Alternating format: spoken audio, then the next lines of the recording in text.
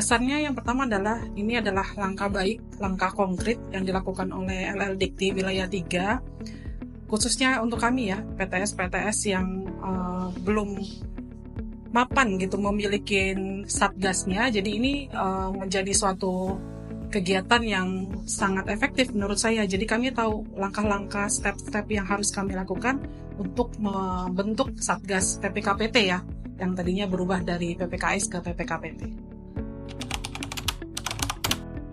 Ini sangat penting ya, apalagi kalau dibicara Satgas PPKPT ini ada 5 kekerasan baru. Nah ini yang teman-teman dari Satgas ini juga sharing, oh ternyata ini loh, ini masuk gak sih definisi 5 kekerasan lain, dan ternyata memang banyak banget yang dialami oleh teman-teman ya di lapangan ya, terutama bicara mengenai 5 kekerasan yang baru ini. Harapan saya semoga tidak ada kejadian kekerasan apapun di kampus, entah itu secara fisik, psikis, ataupun secara seksual yang dapat merugikan antara kampus ataupun baik mahasiswa. Ya, sangat setuju. Kalau boleh saya usul itu kalau bisa 3 bulan sekali ngadain acara, apalagi untuk sesi FGD-nya. Setuju sekali. Bahkan kalau bisa saran saya acaranya dibuat lebih santai gitu ya, kayak healing-healing tipis-tipis gitu loh. Jadi selain materi ada sharing juga kasus yang dihadapi, walaupun tidak menyebutkan siapa itu pelapor, siapa itu saksi dan terlapor, tapi lebih kepada saling menguatkan satu sama lain gitu ya. Karena sebenarnya kalau kita bicara penanganan kasus kan cukup berat ya, apalagi ini bicara mengenai kemanusiaan gitu ya. Bagaimana ya itu healing tipis-tipis itu perlu gitu ya, sekaligus menenangkan jiwa gitu ya, jiwa dan raga. Oke.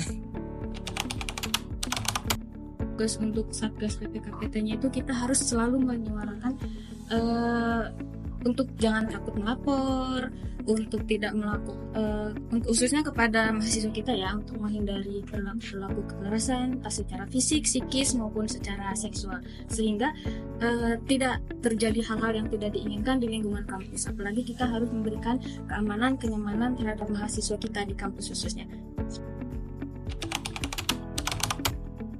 Sejauh ini masih dalam koridor, masih baik, walaupun banyak kendala ya, karena ada sistem yang belum optimal yang bisa kita lakukan, masih on off gitu sistemnya. Harapannya LL Dikti ini bisa menjadi bridging ya, karena luar biasa tuh yang PT yang dibawa LL Dikti 3 ini. Mudah-mudahan mereka bisa juga meningkatkan kinerjanya dan membantu kami seperti ini ya. Nah, LL Dikti ini punya peran yang sangat besar. Tanpa LL Dikti mungkin ya, saya duga nih kita akan jalan sendiri-sendiri. Tapi dengan adanya LL Dikti ini, kita jadi guyup gitu ya, jadi sama-sama, terutama bicara mengenai pengalaman dari setiap kampus. Karena gini, setiap kampus itu beda-beda penanganannya dan juga beda-beda karakteristik kampus gitu ya. Tapi dengan ada LL Dikti memfasilitasi kita semua untuk sama-sama melakukan pencegahan dan penanganan kekerasan di lingkungan kampus.